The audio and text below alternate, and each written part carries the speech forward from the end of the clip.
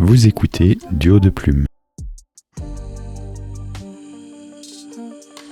Bonjour et bienvenue sur le podcast littéraire Duo de Plume. Je suis Cyril. Et je suis Catherine. Salut Catherine, ça va bien cette nouvelle année ? Mais ça va super bien et on démarre la saison 2 de Duo de Plume. Donc, en tout cas, les enregistrements de la saison 2, on a diffusé déjà un premier épisode. Oui, pardon. Bon, et on démarre avec quoi ? On démarre avec un sujet dont on avait envie de parler depuis pas mal de temps. Et... Surtout toi, mais oui, c'est vrai, je te surtout. rejoins. Oh, ouais, non, mais t'avais envie aussi. Oui, absolument. La newsletter. Alors, la newsletter, du point de vue, bien entendu, des auteurs, puisque c'est quand même on va dire la newsletter au service des auteurs. Disons cela. Alors, on a essayé de structurer l'épisode pour une fois, un tout petit peu. Oui. Donc, on va parler des avantages, des inconvénients, de comment faire en pratique, quelles erreurs éviter, et puis un petit peu nos expériences à toi et à moi en matière de newsletter. Oui, qu'est-ce que tu en penses ? Toi comme moi, nous avons une newsletter d'auteurs, en tout cas sur nos sites. Ah ben non, enfin on la trouve sur ton site internet, oui. Mais alors justement on va en parler. Ta newsletter est hébergée sur une autre plateforme que ton site. Alors moi maintenant, oui, j'ai changé pour Substack assez récemment, oui. Et du coup, moi, j'ai fait un autre choix. J'héberge mon site sur le mécanisme qui héberge ma newsletter. Ça m'arrangeait. Oui. On va en discuter. Très bien. Est-ce qu'on commence par définir ce que c'est pour toi qu'une newsletter et à quoi ça va te servir ? Est-ce que c'est ça le départ ou pas du tout ? Oui, parce que je pense que tout le monde sait, sans doute parmi nos auditeurs, du moment qu'on a un mail, on est souvent abonné à 1, 2, 85 newsletters. Une newsletter, c'est un email qui est envoyé de manière collective par un individu ou une entreprise ou une structure. Un email d'information qui va donner des nouvelles de cette structure, ou qui va il y a plusieurs types de newsletters en fait. Il y en a certaines qui vont être purement informatives, il y en a certaines qui vont être à visée promotionnelle. L'idée générale, je pense, et ce qui sous-tend toutes les newsletters, c'est de créer un lien avec la personne qui reçoit la newsletter, je dirais. Et toi, quelle est ta définition ? Oui, on rejoint ça. Je ne sais pas si tu as fait un décompte de justement, tu me disais 85 newsletters. Je ne sais pas si tu as un décompte sur toi. Combien j'en ai. Ouais. Ben là, alors ça s'est totalement envolé parce que, comme je le disais à l'instant, j'ai découvert Substack il y a quelques mois, dont on en parlera plus en détail dans un petit moment, qui est une plateforme où l'abonnement à la newsletter est d'une facilité assez déconcertante, donc tu te retrouves très très vite avec beaucoup de newsletters. Oui. Et on doit préciser aussi, Substack a un gros avantage, c'est qu'il y a un système de recommandation de newsletter interne. C'est-à-dire quand tu t'abonnes à une newsletter avec des centres d'intérêt particuliers, de temps en temps, Substack t'envoie un email en disant puisqu'on voit que tu lis bien ce type de newsletter, on te propose tel et tel et tel. En général, c'est 3, sauf erreur. Et toi d'aller voir ce qu'il y a dedans et de t'abonner ou pas, ils forcent pas la main. Et en plus, je trouve pas très invasif, c'est-à-dire t'en as pas des centaines, t'en as une de temps en temps, un email comme ça de temps en temps de la part de Substack, de recommandations. Oui, je pense que ça se paramètre. Je pense que tu peux même, si t'as pas envie... Tu penses parce que tu l'as fait ou... Mais je crois, en tout cas, il me semble que j'ai fait un machin dans les paramètres, parce qu'au départ, j'en recevais beaucoup. En tant qu'utilisateur ou en tant que auteur de newsletter ? Non, en tant qu'utilisateur. D'accord, okay. Enfin, parce qu'en tant qu'auteur, tu as d'autres paramètres. En tant qu'auteur, tu peux décider de recommander dans ce sens. Des newsletters ou pas. On est en train de commencer par la fin de l'épisode. On a dit qu'on Donc ta question, c'est ma définition, et ma définition, c'est ça. Et j'irai un peu plus loin parce que ça va nous permettre d'avancer. Je pense qu'à l'heure actuelle, étant les réseaux sociaux, les problèmes des réseaux sociaux algorithmiques, se faire découvrir. Une fois qu'on s'est fait découvrir, rester dans le flux, dans la timeline de notre cible, c'est un vilain mot, mais de la personne qu'on espère contacter, c'est de plus en plus compliqué. Oui. Et on est, de par le fait, dépendant de ces plateformes de réseaux sociaux, qui sont des entreprises à but commercial et qui ont donc d'autres intérêts que les tiens, pour contacter nos lecteurs à nous, nos lectrices à nous. Et donc, moi, je vois la newsletter comme un étendard d'indépendance, parce qu'en fait, ça te permet... On peut discuter après du mécanisme de la newsletter et de... Substack, c'est aussi un tiers qui est entre toi et tes lecteurs et tes lectrices, mais ça te permet quand même d'avoir un lien beaucoup plus direct, je trouve, avec tes lectrices et tes lecteurs, ne serait-ce que par le fait qu'il n'y a pas d'algorithme. Tous ceux auxquels tous ceux qui sont abonnés à toi, ils reçoivent ta newsletter. Et surtout, ils peuvent répondre. Oui. Et on crée un contact qui est super intéressant, je trouve. Alors, c'est pas tous tes abonnés qui vont répondre à tes newsletters, mais je suis certain que tu as un certain retour si tu poses des questions directement, et ça permet de faire plein de trucs pour les auteurs. On va y revenir. Donc, pour moi, c'est une technologie très ancienne, informatiquement parlant, à peu près aussi vieille que l'email, puisque ça repose là-dessus. Oui. Qui est donc très fiable et qui te permet d'être en contact direct avec ton auditoire, tes lecteurs, ta fanbase, on va dire, tes premiers... Les ultra-fans.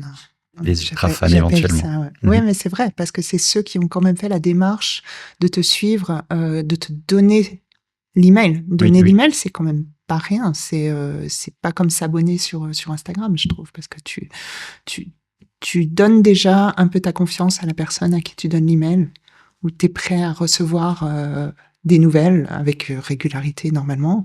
Parce qu'il faut peut-être mentionner ici qu'au niveau justement de à qui envoyer les newsletters, si vous êtes débutant dans le domaine et que vous vous apprêtez à lancer votre newsletter, ne la lancez pas, ne prenez pas juste votre liste de contacts sur Gmail ou Bluewin ou je ne sais quoi pour faire un mail collectif et puis pour envoyer votre newsletter à tout le monde comme ça, parce que ça fonctionne pas, ça s'appelle spammer et c'est interdit par la loi.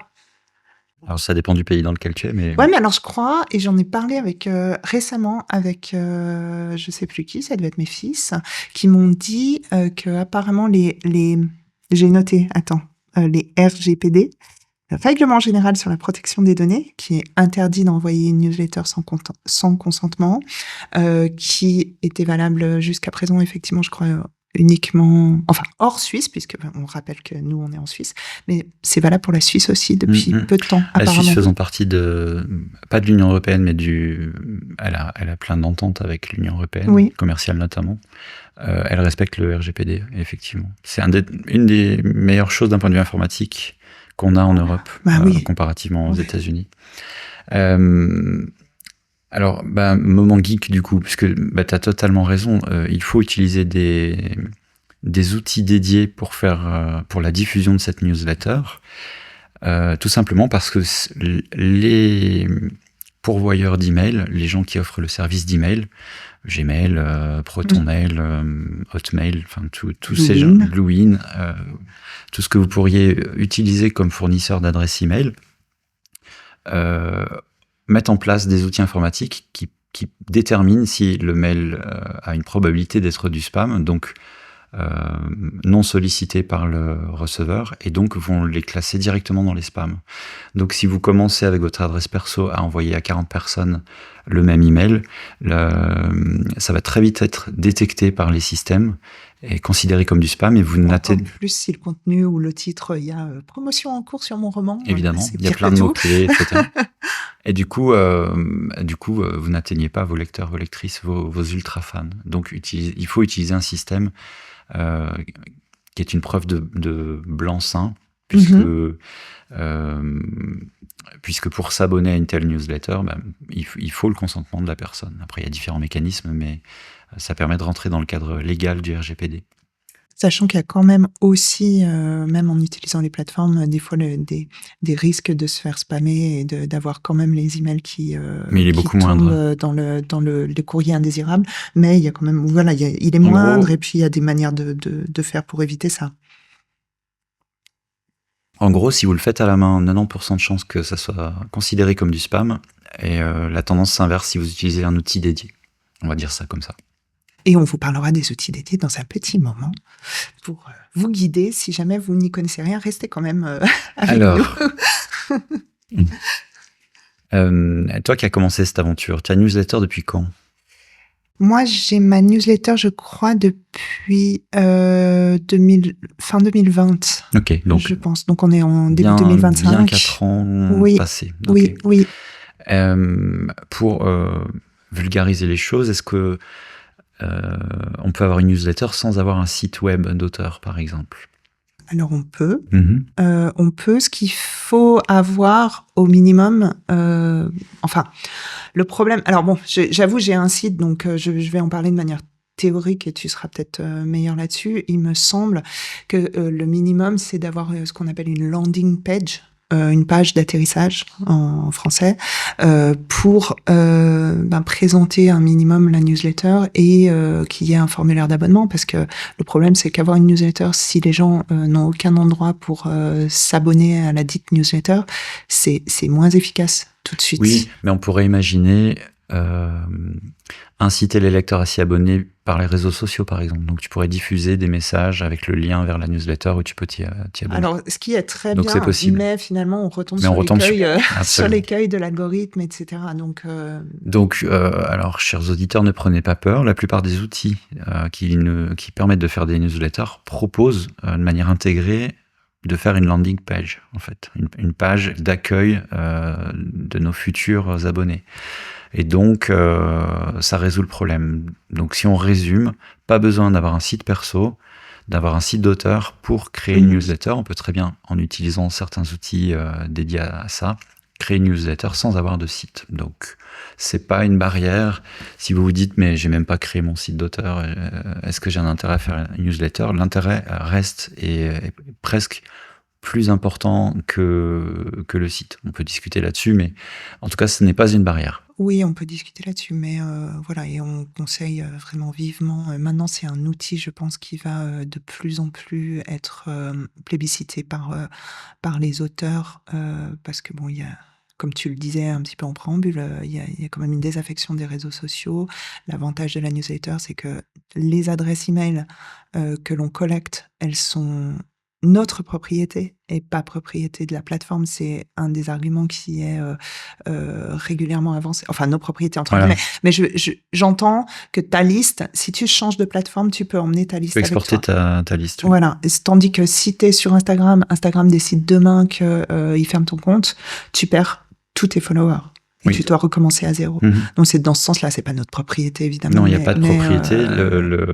Mais c'est ta liste. Le propriétaire de l'email est le propriétaire de l'email. Oui, non, oui, c'est vrai que non, mais faut dire les choses. Présenter les choses d'une manière inadaptée. Mais tu es récipiendaire d'une liste de contacts que tu peux utiliser, exporter, et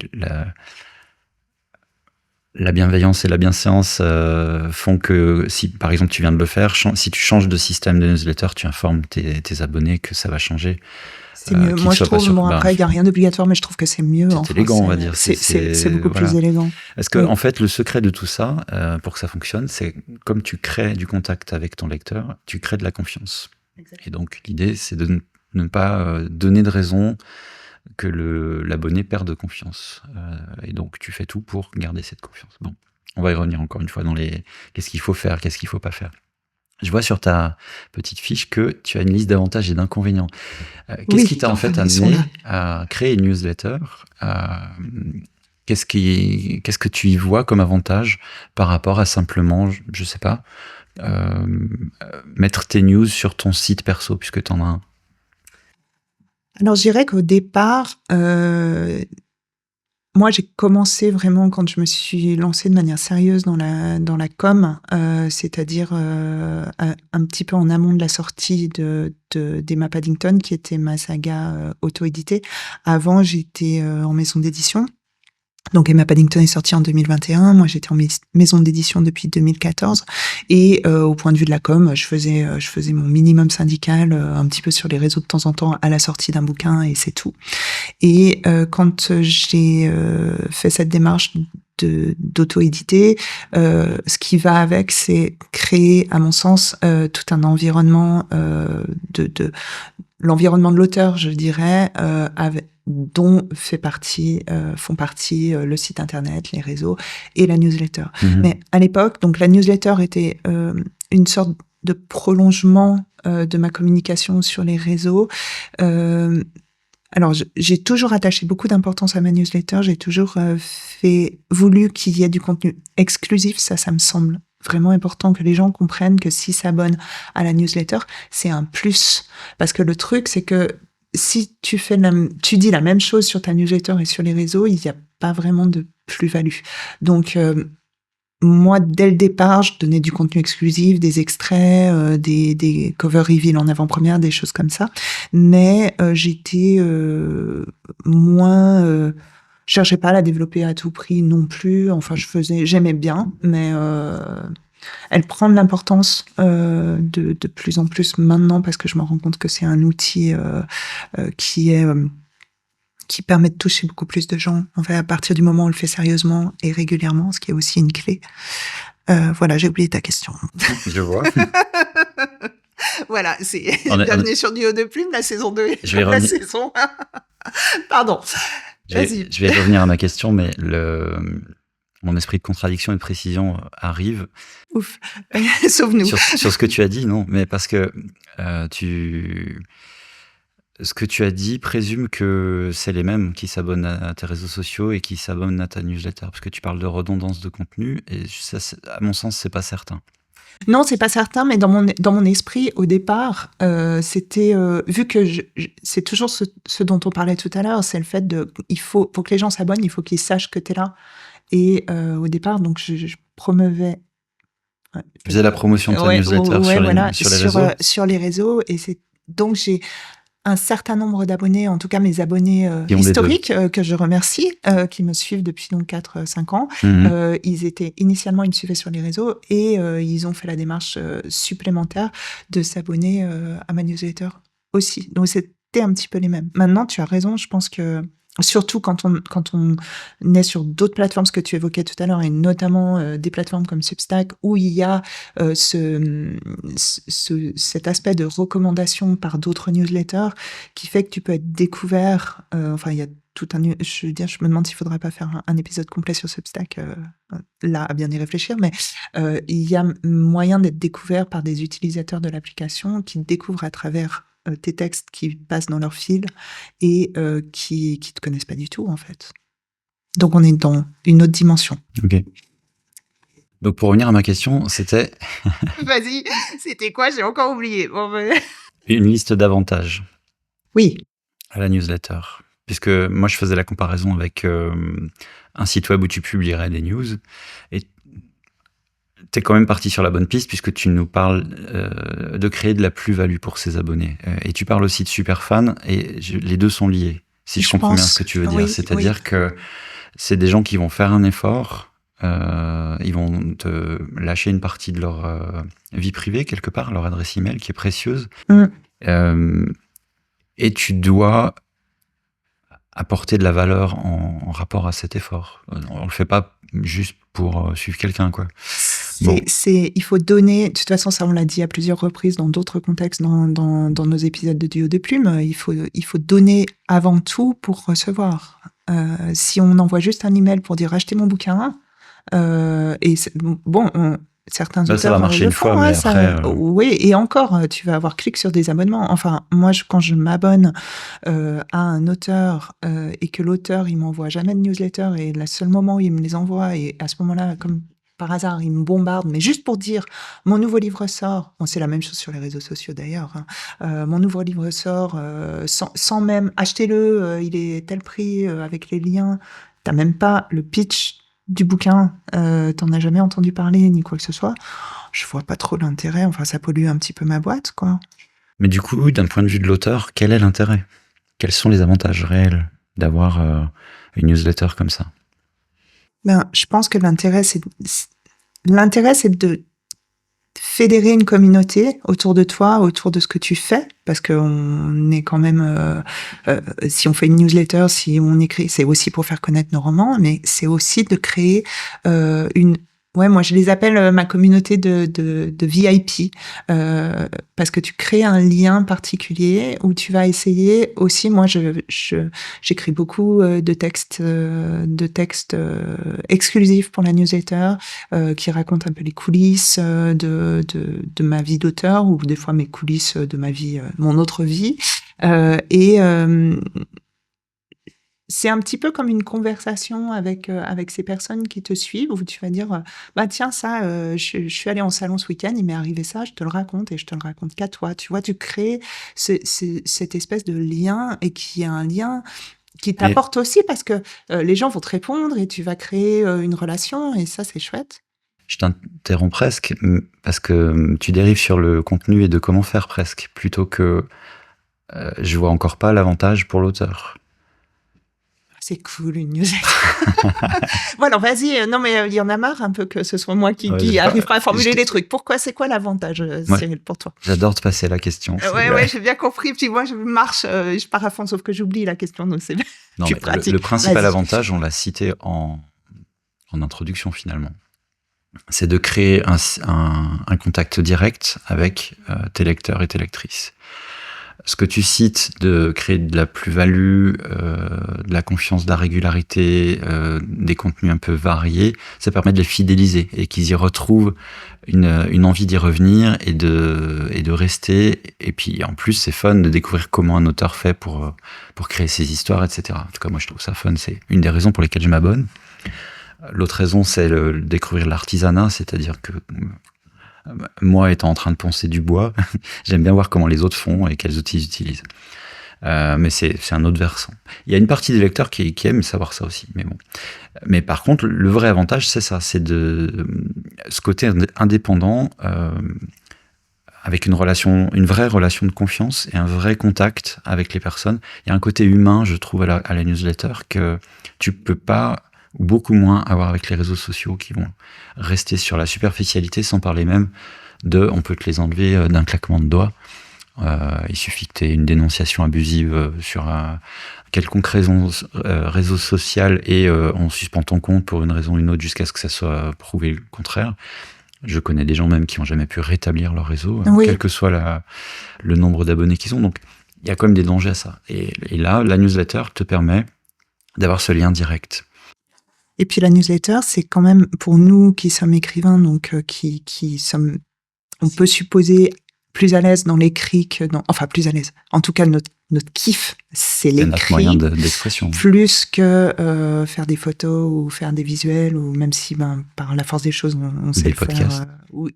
Non, mais les podcasts, c'est quelque chose d'autre. Pourquoi faire un podcast pourrait être un épisode... Nous sommes des êtres de contradiction. C'est vrai.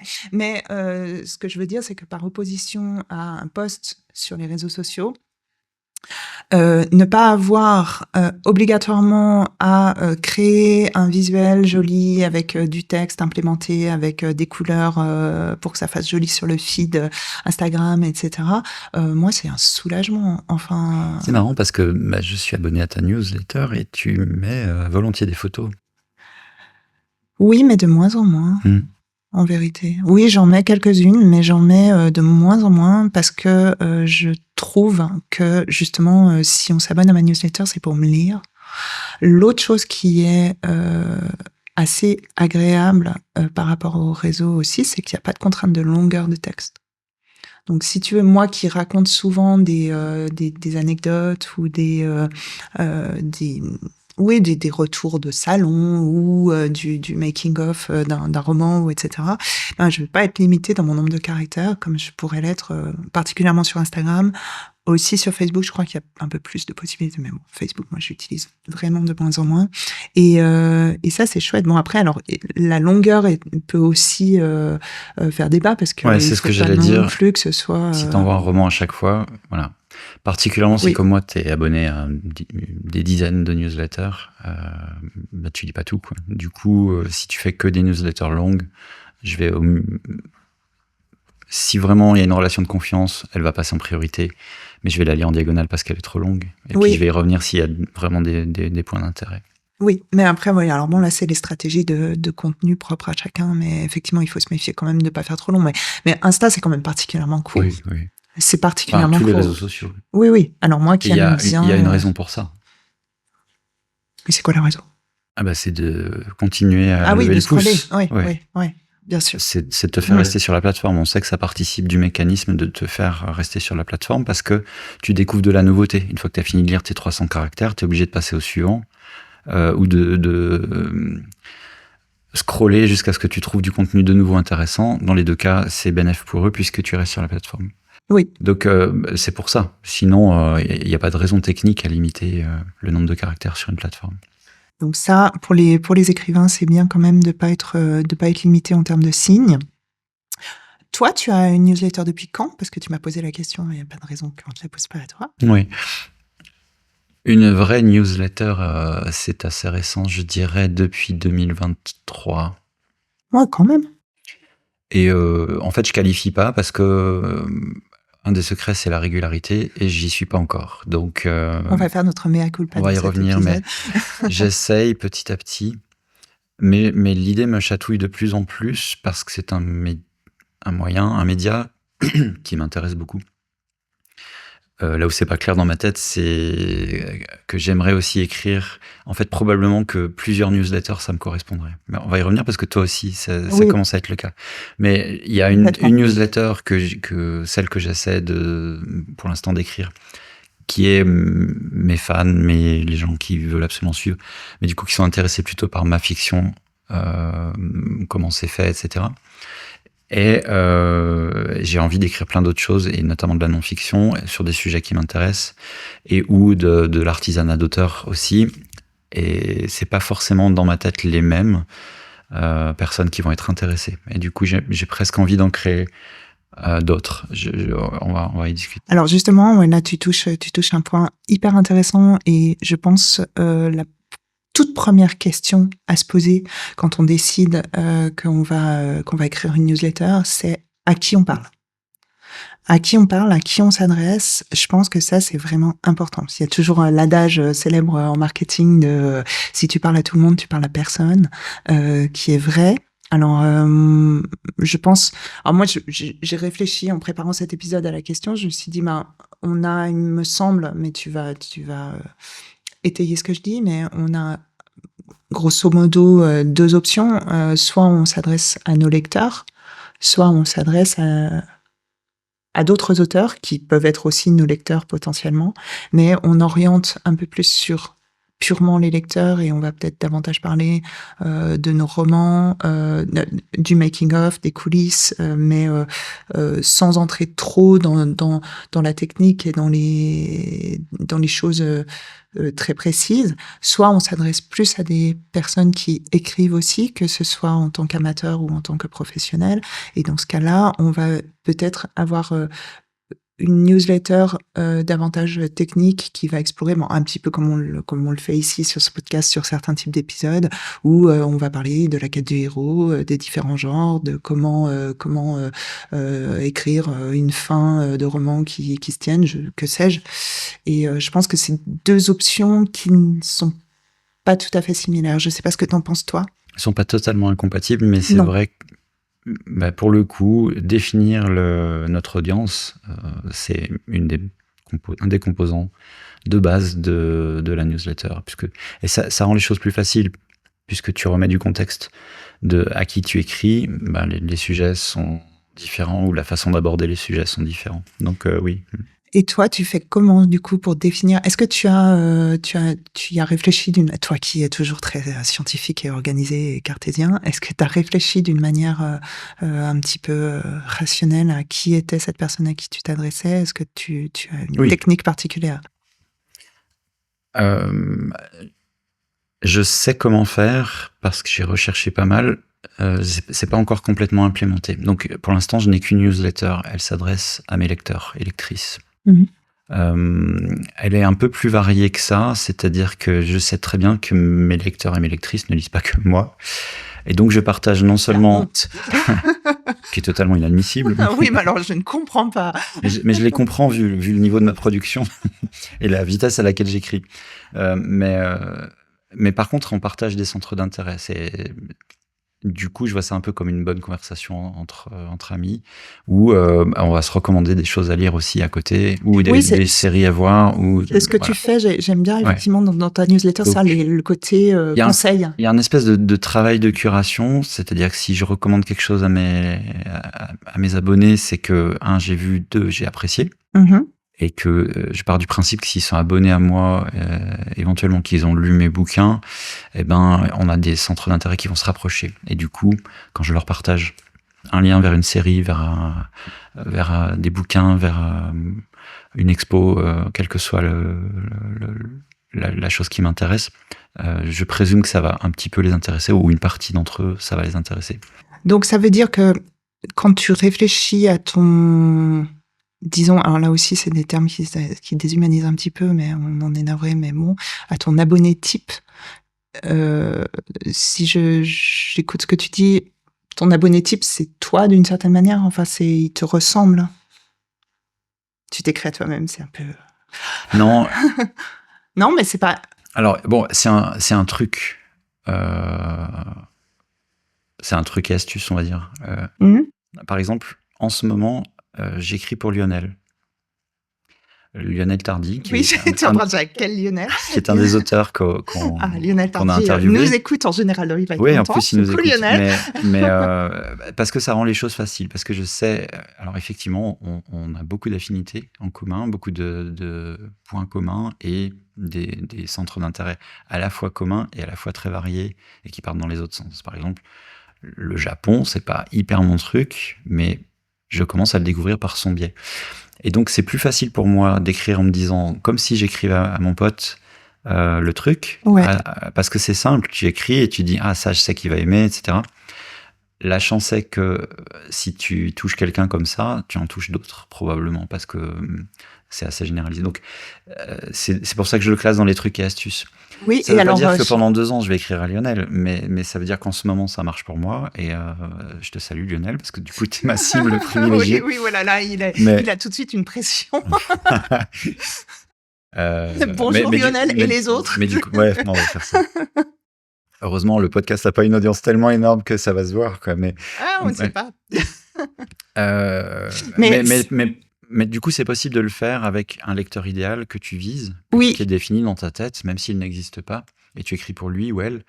Et mécaniquement, il y a des gens qui vont s'y reconnaître. C'est le même principe que pour un personnage de fiction. Exactement. C'est que tu vas te projeter dans certains des traits du personnage de fiction, et c'est ce qui te permet de suivre son aventure tout au long, ou son histoire tout au long d'un roman, d'un film, etc. Donc c'est le même principe quelque part qui est utilisé. Alors absolument. Alors moi, je fais un petit peu la même chose. J'ai quelques personnes. Alors pas Lionel, parce qu'il faut quand même pas exagérer. Je veux dire même si. Il va se sentir ciblé. Oui, alors complètement. Écoute Lionel, je crois que tu es abonné à ma newsletter et je t'en remercie, mais c'est pas spécifiquement pour toi que j'écris, je te le dis officiellement.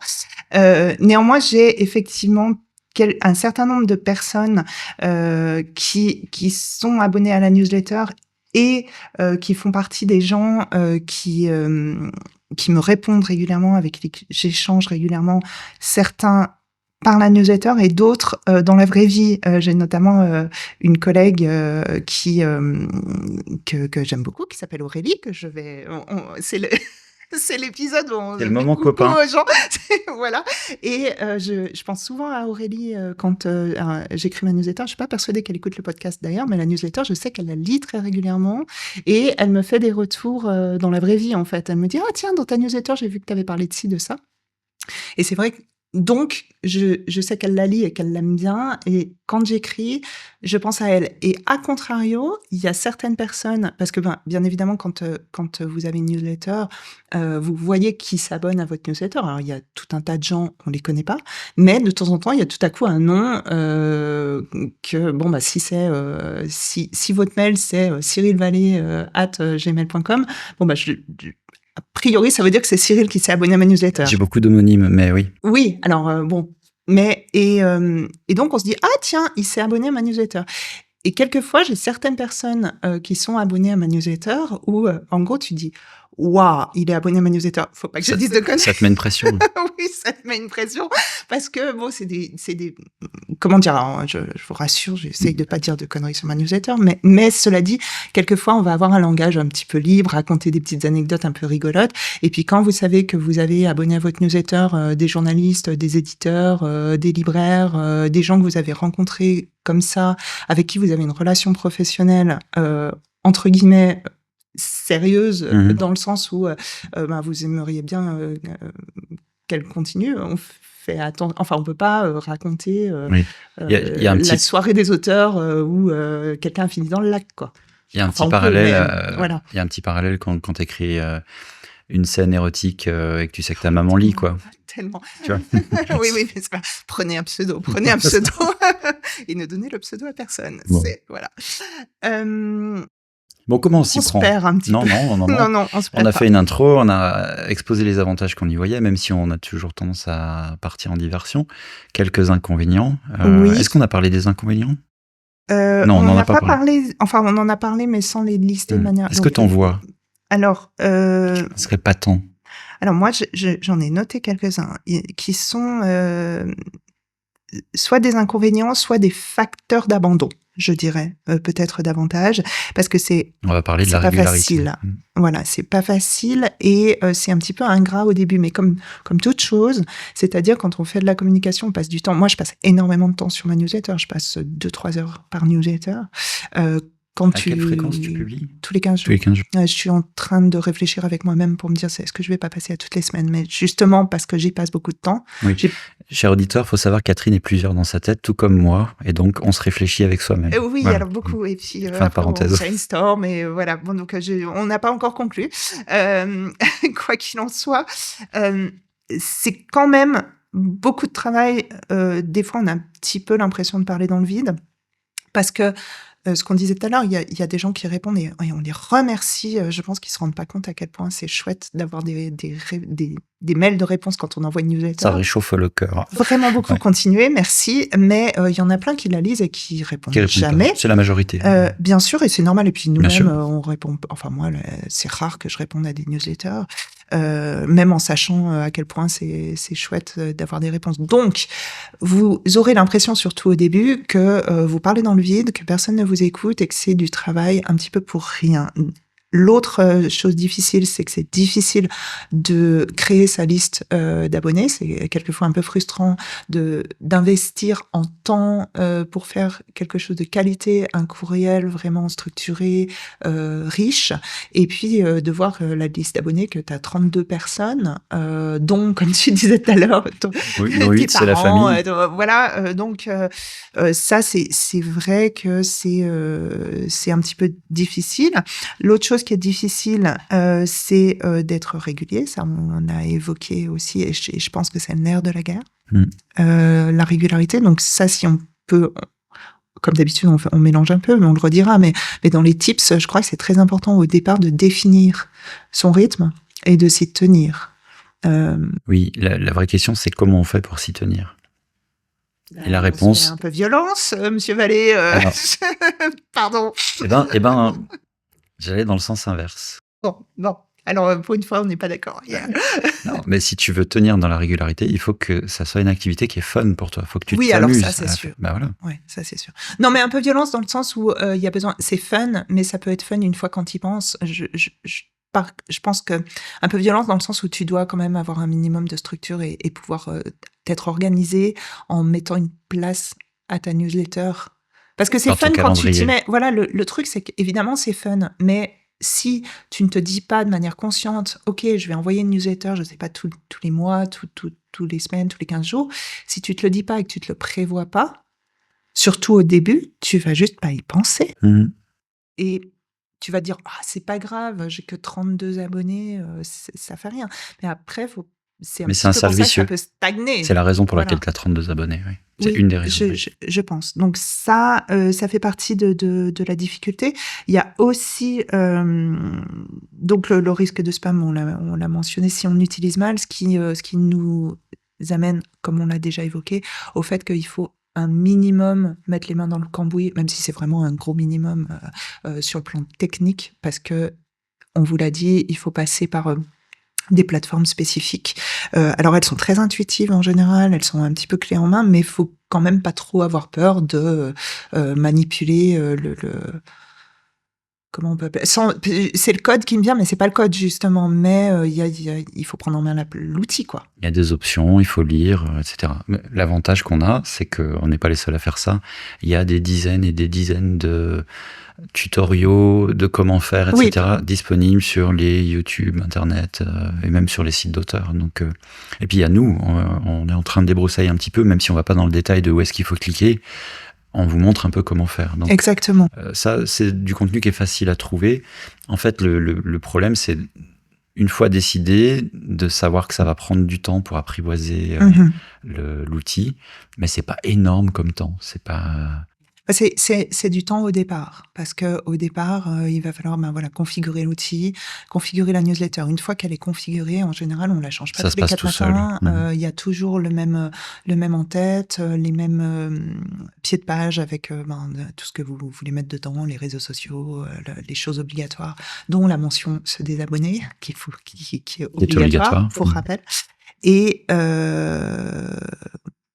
voilà. Est-ce qu'on parle justement maintenant des différentes plateformes et de celles qu'on utilise?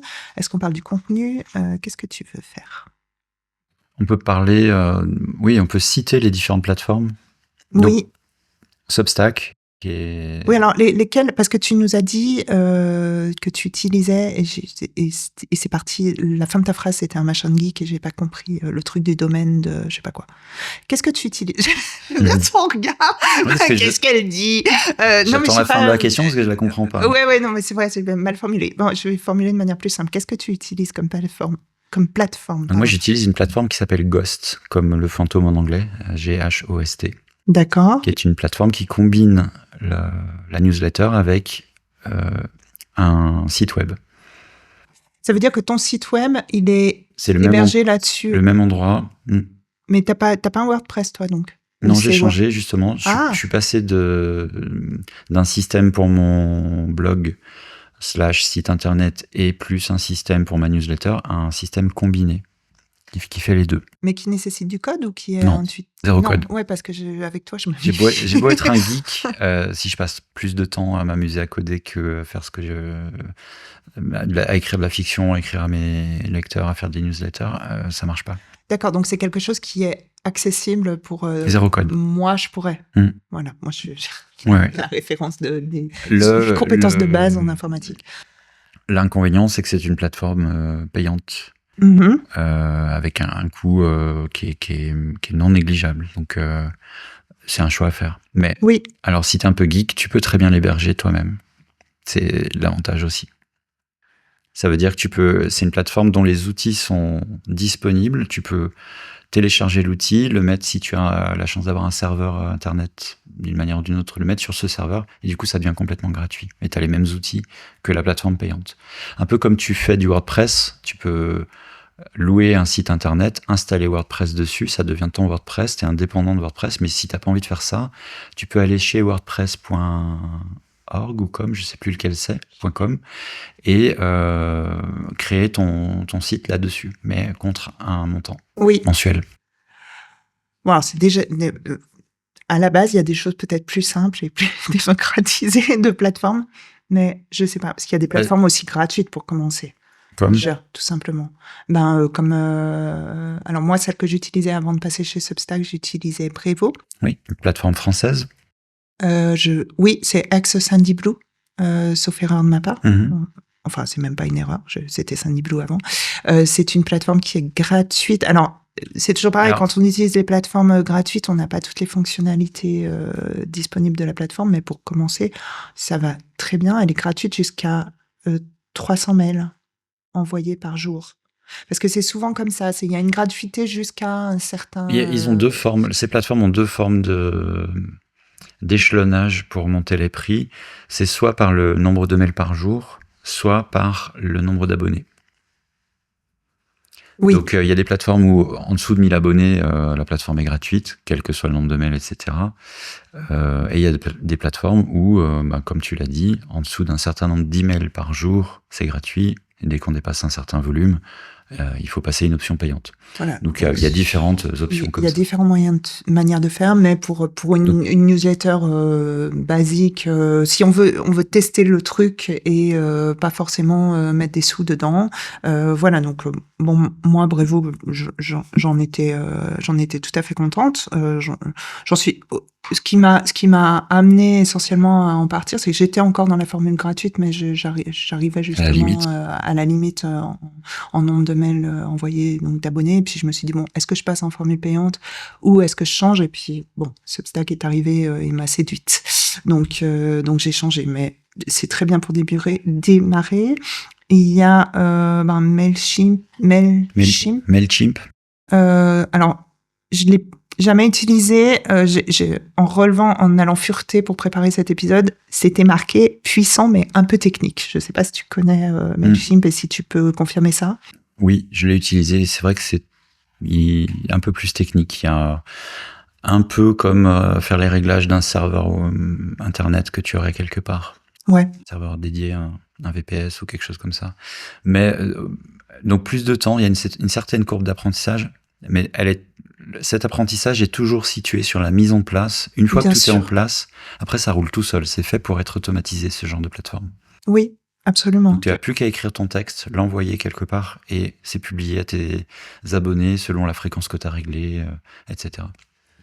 Voilà, donc j'avais noté aussi, bon, je crois il y a MailerLite, il y a ConvertKit. MailerLite, ConvertKit. Ça prend ma toutes des plateformes pour le coup américaines. Oui, et ConvertKit, je crois que c'est payant dès le départ. Oui. Alors ConvertKit, j'avoue, je connais pas du tout. C'est juste que je l'ai entendu passer dans des podcasts. En effet, des podcasts tenus par des Américains. Donc je pense que c'est peut-être davantage utilisé outre-Atlantique. Je ne sais pas. Donc pour simplifier la chose à comprendre pour nos auditeurs, c'est que là où ces plateformes font leur argent, c'est sur le côté commercial. Donc, elles nous servent à nous, auteurs, pour avoir des newsletters de type newsletter d'auteurs. Mais le gros de leur business, c'est des clients commerciaux qui font de la diffusion promotionnelle. Et là, on compte en dizaines de milliers d'emails, etc. Et c'est comme ça qu'elles font leur business. Donc c'est pour ça que certaines sont plus complexes à appréhender parce que leur orientation clientèle, elle est plutôt business, plutôt commerciale. Et il se trouve que ça peut servir d'outil pour nous les auteurs. Donc il y a pas vraiment de plateforme dédiée aux auteurs purs, à part Ghost. À part Ghost. Et sinon, il y a Substack. Et Substack, qui est plus orienté auteur aussi, oui. Oui, et qui a, je dirais, une philosophie un petit peu différente. Bon, je développe un peu peut-être Substack. Puisque tu la connais bien, on en parle. Alors, enfin, je la connais bien. Juste avant de passer sur Substack, ouais. parce que ça ressemble à une grosse jungle et vous savez pas vers où aller, il existe des dizaines et des dizaines d'articles que vous trouverez en français, en anglais, etc., qui décrivent les différents avantages et les différents inconvénients de toutes ces plateformes, qui permettent des points de comparaison avec des tableaux très argumentés et qui vous permettent de faire un choix qui va être le plus pertinent pour vous. Après, on a conscience que souvent le premier choix, c'est un choix pécunier et que aller commencer avec une plateforme qui est gratuite comme Brevo et qui est simple, c'est vraiment pas un mauvais choix puisque on l'a fait les deux, que ça marche très bien et que ça permet de grossir petit à petit et de voir si ça prend en nombre d'abonnés. Puis une fois qu'on a un certain volume d'abonnés, un certain volume d'emails par mois, à ce moment-là, c'est temps de se poser la question de est-ce que je bascule sur quelque chose de plus professionnel. Oui. Avec l'avantage aussi d'une plateforme payante, c'est que tu as de l'assistance et tu peux contacter le support et avoir de l'aide et ce genre de choses. Donc, mais oui, commencer... et puis t'as des options en plus. En tout cas, dans Brevo, justement, t'as la possibilité d'avoir une landing page, t'as la possibilité de faire des tests ce qu'on appelle les tests AB en marketing, qui sont t'envoies, ils te séparent en 2 cohortes tes abonnés, et puis tu vas envoyer à l'une une newsletter A, à l'autre une newsletter B, et puis après t'analyses, mais on est déjà dans du Ou la même professionnalisé. newsletter, mais avec telle police de caractère, puis telle autre. Voilà, C'est et comme après ça tu qu'on vas peut tester. comparer laquelle est la plus ouverte, la plus cliquée, etc. Donc après, on est déjà là dans quelque chose qui est beaucoup plus professionnel que je vais vous parler du nouveau personnage de mon roman, quoi. Donc les auteurs en ont pas nécessairement besoin, en tout cas dans les premières étapes, je pense. Alors, parle-nous de Substack. Alors Substack est un petit peu, oui. Alors Substack est un petit peu à part. Moi, c'est une plateforme qui existe depuis pas mal de temps, mais qui existe aux États-Unis, qui est américaine au départ, et qui commence à se développer en francophonie, mais depuis pas si longtemps. Moi, je connaissais pas. On m'en a parlé. C'est l'épisode des coucous, donc je vais dire. Virginie, ma belle-fille, m'en a parlé, qui vit aux États-Unis, donc qui voit peut-être davantage passer, m'en a parlé initialement. Toi, Cyril, tu m'en as reparlé aussi, je crois, et j'ai fini par me pencher dessus parce que je me suis dit que ça pouvait être intéressant, justement, quand je me posais la question de changer de plateforme. Alors, c'est une plateforme qui permet l'envoi de newsletters, mais pas que. C'est une espèce de concept avec possiblement l'envoi de newsletters avec une partie blog, c'est-à-dire que l'immense intérêt, je trouve, de Substack, c'est que les newsletters que l'on envoie, sont archivés, mais archivés de manière visible sur une page. Une page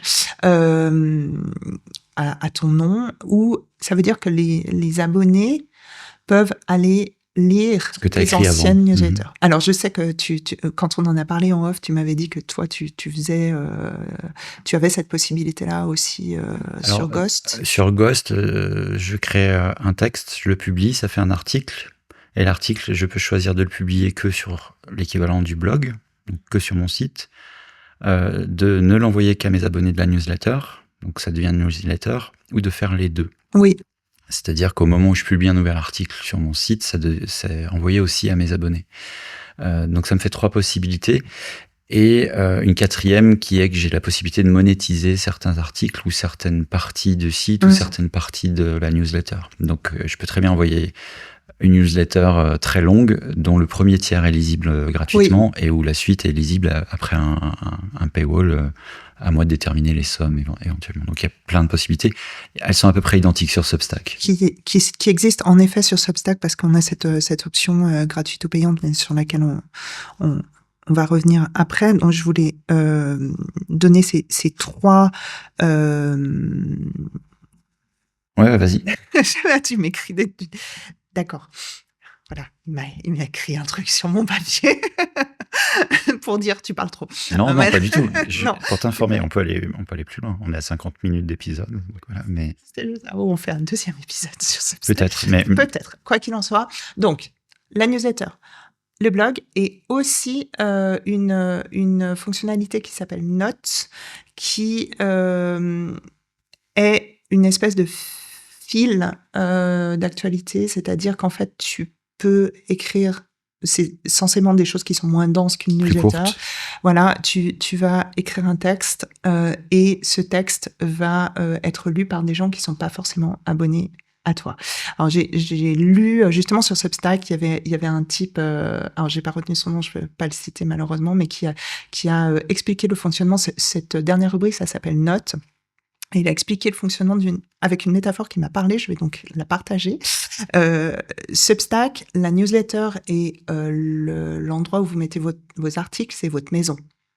Donc, pour que les personnes qui utilisent l'application puissent lire les articles, il faut qu'ils rentrent dans la maison. Cette maison, devant, il y a une rivière qui passe. Et dans la rivière, il y a les notes. Ce qui veut dire qu'il y a beaucoup plus de monde qui est au bord de la rivière, parce que tout le monde est au bord de la rivière, voit passer les notes, et quand ils voient passer les notes, ça leur donne envie d'aller taper à la porte de la maison. Et j'ai trouvé que ça illustrait très très bien ce qu'est Substack et comment ça fonctionne.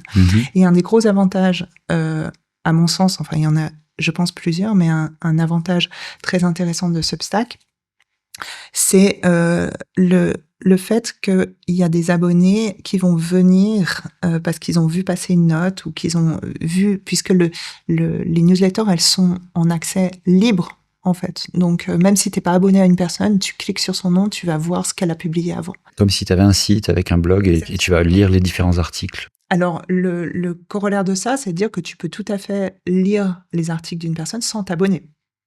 Donc, effectivement, on va perdre un petit peu ce côté exclusivité où vraiment, si tu t'abonnes pas, tu n'auras pas accès à ça. Mais c'est la philosophie de la plateforme. Et puis, l'expérience prouve que les gens, en fait, quand ils apprécient le contenu, ils s'abonnent. Moi, j'ai eu plusieurs personnes qui ont commencé par liker via un système de like comme sur les réseaux sociaux. Donc, par liker certains articles, par mettre des commentaires. On a commencé à échanger parce que c'est vraiment une plateforme où l'échange est pas superficiel. Moi, c'est vraiment ce que j'apprécie, c'est que les gens qui commentent, ils commentent d'une manière assez riche, en tout cas dans moi, ce que j'ai vu passer dans mon utilisation, et après, ils s'abonnent. Il y a plus d'engagement que sur les réseaux, en fait, que sur les réseaux sociaux. Et c'est plus qualitatif. C'est plus qualitatif. Tu parlais du fait que du coup, on peut très bien lire les contenus sans être abonné. Et du coup, les gens qui nous écoutent doivent se demander, mais finalement, la plus-value d'être abonné n'existe pas. Mais il y a quand même des moyens d'améliorer ça ou de contourner ça. Les outils qu'on vous propose, comme Substack, comme Ghost, proposent différentes options, dont celle, par exemple, de mettre un délai avant que quelque chose soit rendu public. Donc tu peux très bien avoir du contenu exclusif à des abonnés, ce qui incite à être abonné.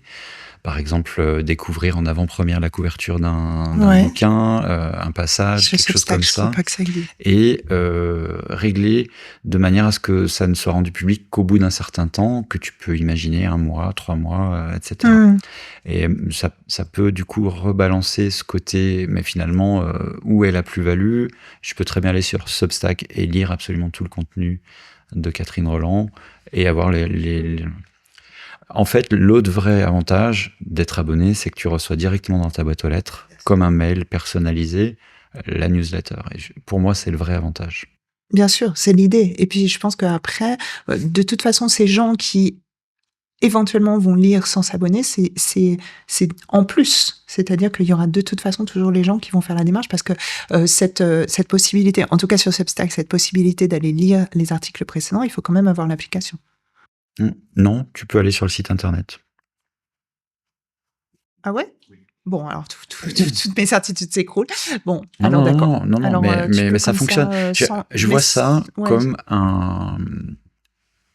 une transparence bienveillante. Si je m'abonne à toi, je fais un effort, je te donne mon email, je m'attends à avoir un certain contenu de qualité. Je vais pas le faire juste sur ton nom. L'avantage de Substack, c'est que je peux aller lire la qualité de ce que tu écris, voir si ça me correspond. Et du coup, au bout de 3 ou 4 newsletters anciennes que tu as écrits, j'y trouve de la plus-value, je trouve que c'est un contenu qualitatif. Bah, super, franchement, ça, d'accord, je veux bien le recevoir dans ma boîte mail, je m'abonne. Et après, je vais plus aller sur Substack pour te lire, j'attends qu'elle vienne directement dans ma boîte. C'est l'immense avantage. C'est un peu comme aller à la boulangerie et apprécier la qualité des croissants, des pains et des baguettes que tu peux acheter et te dire, ouais, ça a l'air qualitatif, je vais prendre celle-là. Oui, et après tu demandes à la boulangère de te mettre ton petit pain de côté. Pour poursuivre la métaphore. Mais c'est une belle métaphore parce que c'est ça la newsletter, c'est créer suffisamment de confiance avec, alors on appelle ça notre abonné, mais avec un lecteur, avec une vraie personne qui est derrière, créer de la confiance entre 2 personnes et une certaine réciprocité. Et je trouve que c'est bien plus humain que simplement s'abonner sur un réseau social, pardon, je bafouille. Oui, et puis il y a quand même quelque chose d'assez fondamental sur Substack, c'est que la philosophie de Substack, c'est on privilégie le contenu justement de qualité et riche et soit informatif, soit divertissant, enfin selon la ligne éditoriale de chacun, mais on n'est pas dans du contenu promotionnel. Et ça, c'est quand même important. C'est-à-dire que, alors tu peux, mais alors les recommandations oui, tu peux, bien entendu. C'est-à-dire que si tu as un nouveau bouquin qui sort, tu vas le mentionner. Si tu as, je sais pas, une promotion sur les plateformes en ligne ou je sais pas quoi, tu vas le mentionner. Si tu es en dédicace, je sais pas où, tu vas le mentionner. En revanche, l'idée, c'est que sur une newsletter Substack, c'est pas la majeure partie de ton contenu. Et ça aussi, c'est un facteur de confiance parce que, en tout cas, moi, dans les newsletters auxquels je me suis abonnée, sans surprise, je me suis abonnée essentiellement à des newsletters d'auteurs ou qui parlent d'auteurs, de lecteurs et de business. Et c'est très respecté. Je trouve que les rares sont... Il y en a quelques-unes où les auteurs parlent que de mon nouveau roman qui sort, etc. Mais je pense qu'elles vont vite. Il y a une raison simple, c'est que les gens se désabonnent de ce genre de newsletter. Donc, parce que la monnaie de la newsletter, c'est la confiance. Oui. Et la confiance, c'est sur le contenu que tu as publié, qui est qualitatif. Il faut faut que les gens y retrouvent quelque chose qui leur va, qui leur plaît, une raison pour laquelle s'abonner. Si ça devient qu'un outil promotionnel, c'est l'équivalent des pubs que vous recevez dans la boîte aux lettres et les gens y mettent leur sticker merci mais non merci. Exactement. Donc, en tout cas, pour l'instant, moi, pour clore le chapitre, on refera peut-être un épisode peut-être un peu à distance sur le bilan, mais moi, je suis très contente de cette plateforme, au point que j'ai... Bon, après, je vais pas abandonner les réseaux sociaux, loin s'en faut, mais j'y trouve plus de plaisir à être sur cette plateforme, et en tant que créatrice de contenu, pour employer le terme consacré, et en tant que consommatrice, pour lire des newsletters, suivre des personnes qui m'apportent du contenu vraiment enrichissant, ce qui n'est pas énormément le cas sur les réseaux sociaux, je trouve. Là, on retrouve un certain parallèle avec le podcast, par exemple. C'est du même ordre d'idée. Tu vas choisir la catégorie du podcast, tu vas t'y abonner, tu l'écoutes ou pas, mais tu le reçois dans ta liste de nouveaux épisodes, et c'est du contenu qualitatif qui s'adresse directement à toi par rapport à tes centres d'intérêt, et où il y a très peu de promotion. Donc on retrouve un côté relationnel humain qui est, à mon sens, très important. Oui, et je pense qu'il y a de toute façon une sorte de courant général pour aller dans ce sens-là. On a tous envie, on en a marre d'être submergés de mails promotionnels dans nos boîtes mail.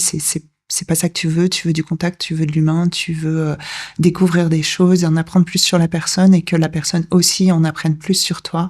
Et je pense que du coup, ce type d'outil me paraît adapté, en tout cas, à ce besoin qu'on a nous en tant que créateurs de contenu, et que aussi on a en tant que consommateur, à mon sens.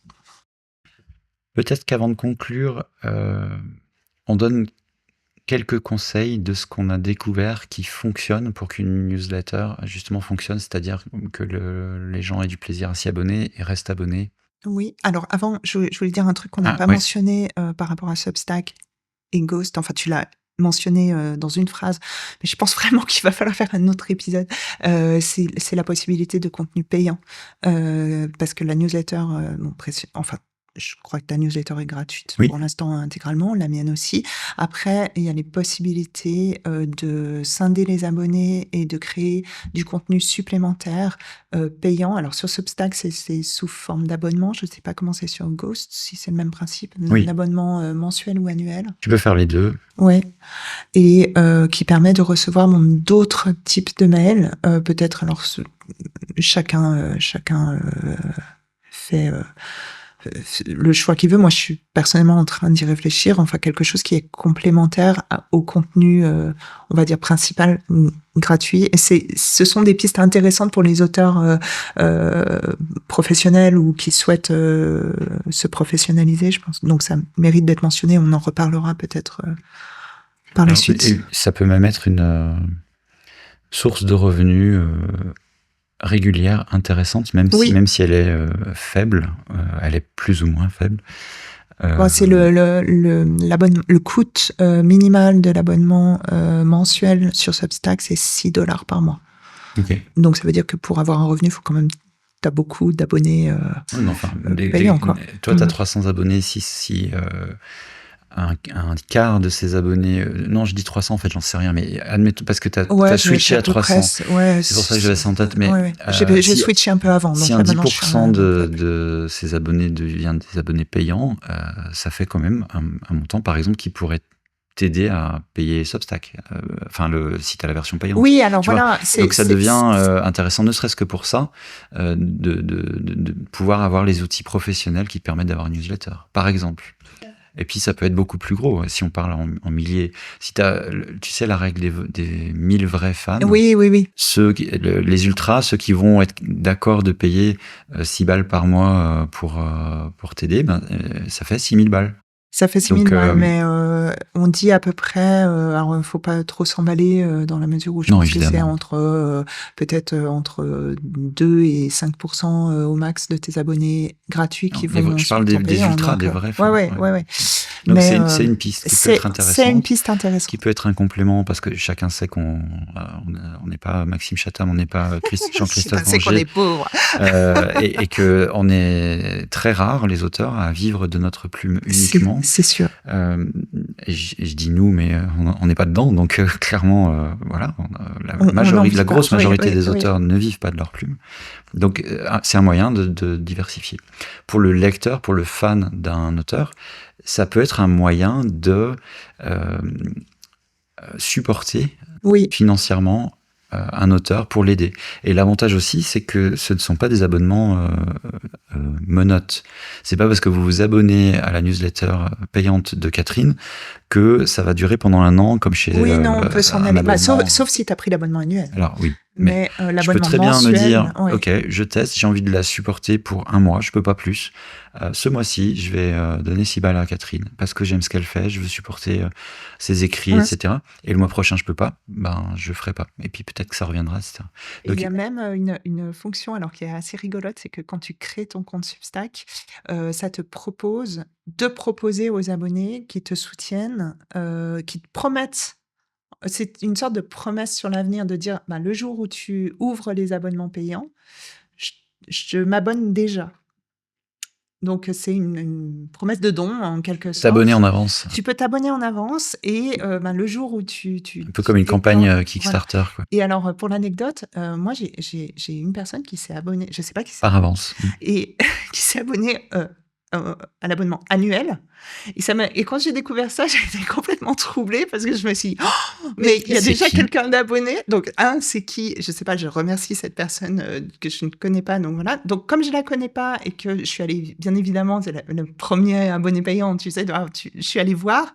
C'est une personne où il y a le nom est un pseudo, donc on peut pas savoir, et il y a rien de publié sur son compte.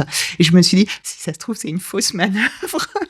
et le syndrome de l'imposteur. Je me suis dit, en fait, elle voulait s'abonner en gratuit, et la pauvre, elle a cliqué sur l'abonnement payant sans faire exprès. Et du coup, ça me...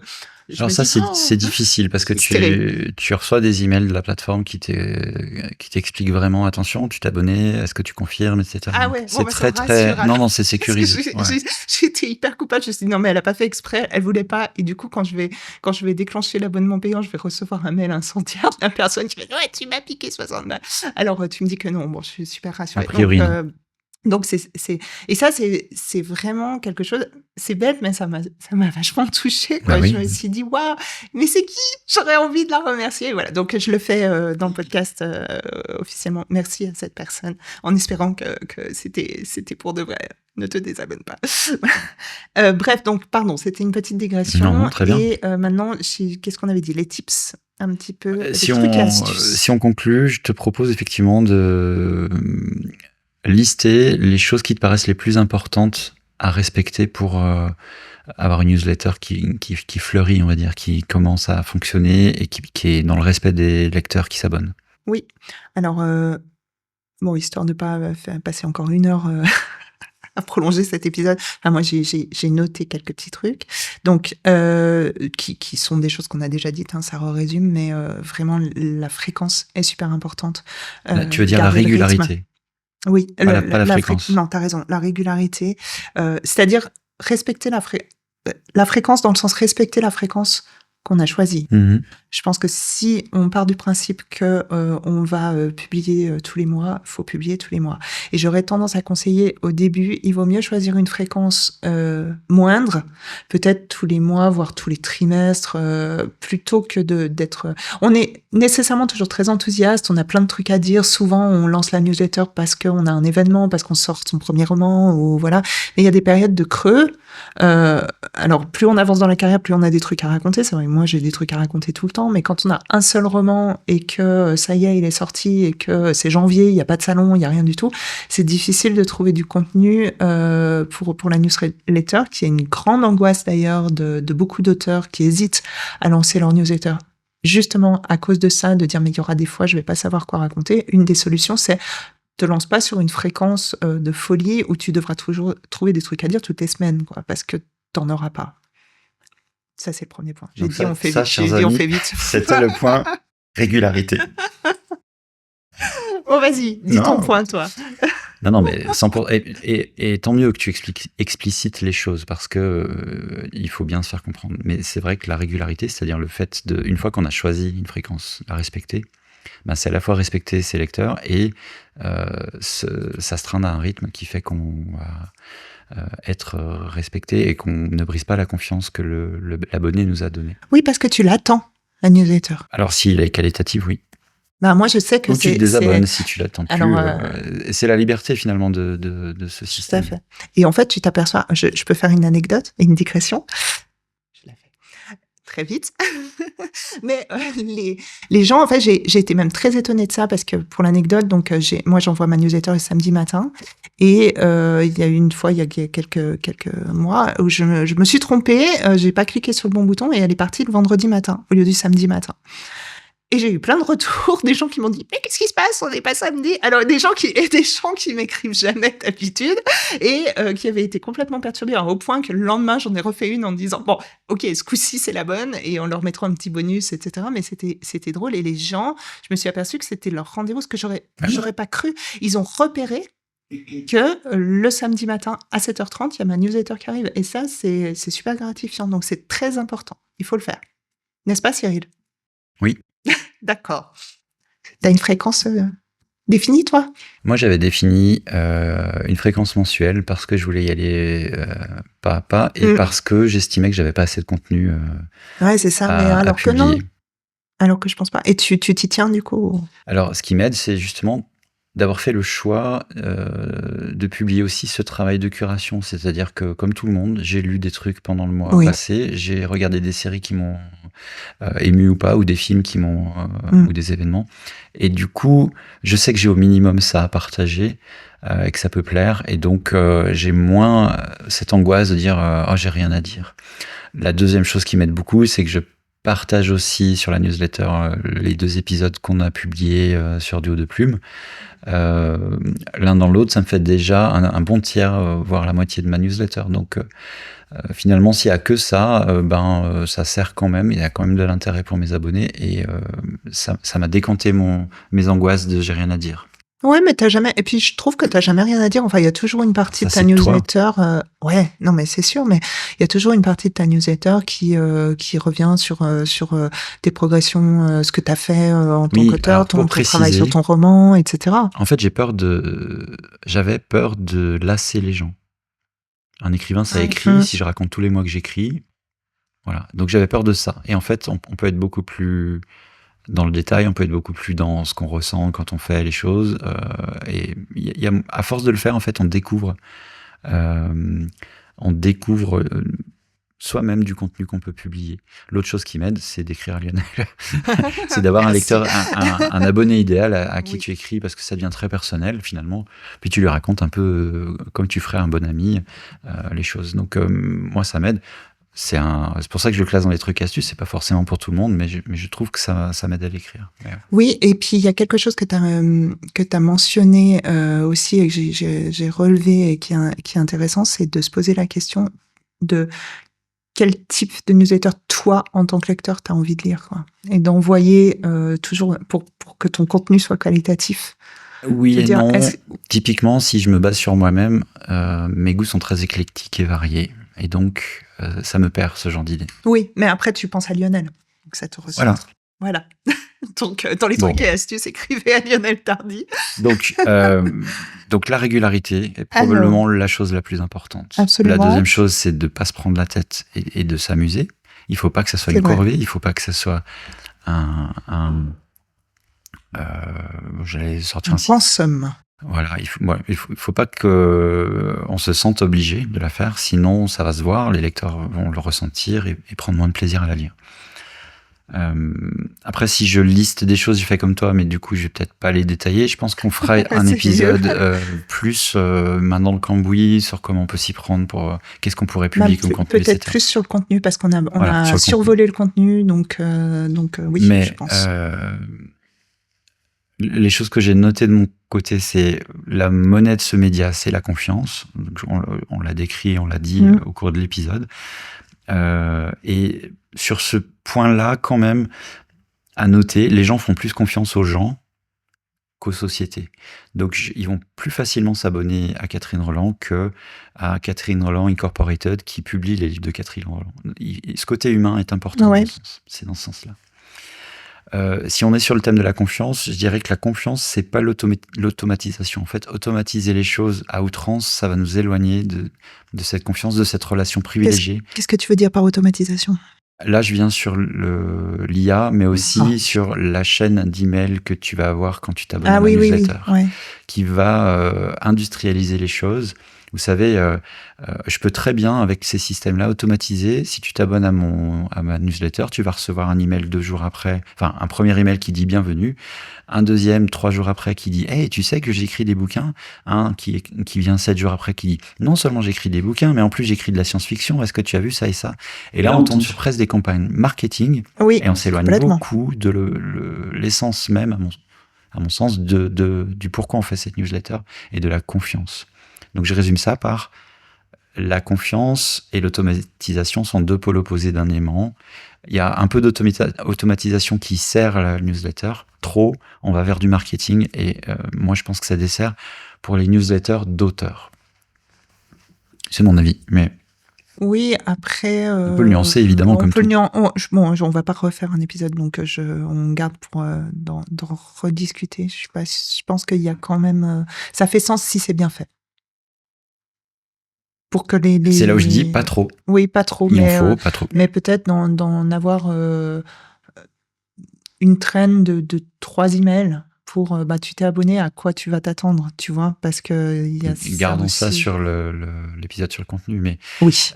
Si on discute là-dessus, c'est l'avantage de Substack, c'est qu'avant de m'abonner, je vais aller voir ce que tu as fait avant. Exactement. Et puis Substack, il n'y a pas si ce système. Si tu m'écris pour me dire ce que tu as déjà écrit, je l'ai déjà, je suis déjà allé voir. Mais Substack, il n'y a pas d'automatisation. Il n'y a pas ces emails de train, là, un petit, enfin, j'appelle ça de train, je sais pas si c'est possible de le faire sur n'importe quelle plateforme. Pas forcément avec les outils de Substack, mais on peut certainement, mais bon, voilà. Après, il faut être fort comme toi. Donc, régularité, la confiance, c'est la monnaie, et pas briser cette confiance qu'on crée avec notre abonné, notre lecteur. Et répondre aux emails. Quand les lecteurs nous répondent, il faut leur répondre. C'est ce qu'on crée, c'est de la réciprocité. Donc, effectivement, si vous commencez à ignorer les emails qu'on vous écrit, c'est pas possible. Ça devient gênant. On n'est plus dans de la relation humaine. Exactement. Un autre truc que j'avais remarqué, je les ai cherchés, ces conseils aussi, c'est d'avoir conscience que votre voix est unique, votre façon d'aborder les choses est unique. Catherine et moi, on a une newsletter. On pourrait dire, une newsletter d'auteur, ça ressemble à une newsletter d'auteur, sauf que Cyril, ça va être sur ses thrillers et Catherine, ça va être sur l'ensemble, tout le reste. Mais en fait, pas. Elle fait aussi des thrillers, notamment. Mais notre façon de les faire est très différente. Notre voix est unique.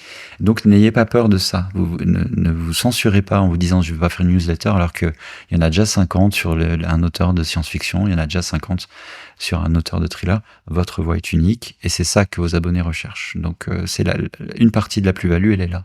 Ce terme extrêmement à la mode et qu'on met à toutes les sauces, mais qui est assez juste, qui est l'authenticité. Oui, c'est ça. Voilà. Transparence et authenticité. T'as vu, j'ai résumé ça en un mot. Waouh. T'en restes d'où mon silence. D'où mon silence. Je suis super étonnée. Non, mais j'ose plus rien dire depuis que je ne sais pas à combien on en est, mais on explose les compteurs, je pense. Donc, 1h20. Saison 2, on fait des épisodes plus longs, manifestement. Une autre chose, c'est,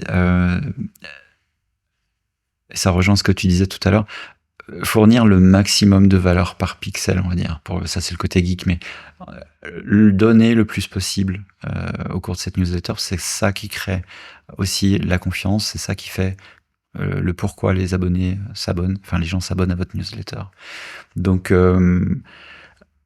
en gros, ne pas s'écouter parler, mais écrire, ne pas écrire pour écrire, mais écrire parce qu'on veut transmettre quelque chose. Ça me semble être une des choses importantes. Et c'est ce qui est difficile et ce qui est un petit peu ambivalent parce qu'on vous donne le conseil de dire on va se raconter en tant qu'auteur, mais se raconter en tant qu'auteur, et c'est pour ça que je disais tout à l'heure, en ayant toujours le regard critique du lecteur sur ce qu'on écrit, ce qui n'est pas forcément évident, mais je veux dire par là qu'il y a certaines... moi, je me suis désabonnée de newsletters d'auteurs parce que la newsletter, c'était tous les mois. Oui, alors j'ai écrit 45 000 mots, je suis allée en vacances à la plage. Et toi, t'aimes les vacances à la plage?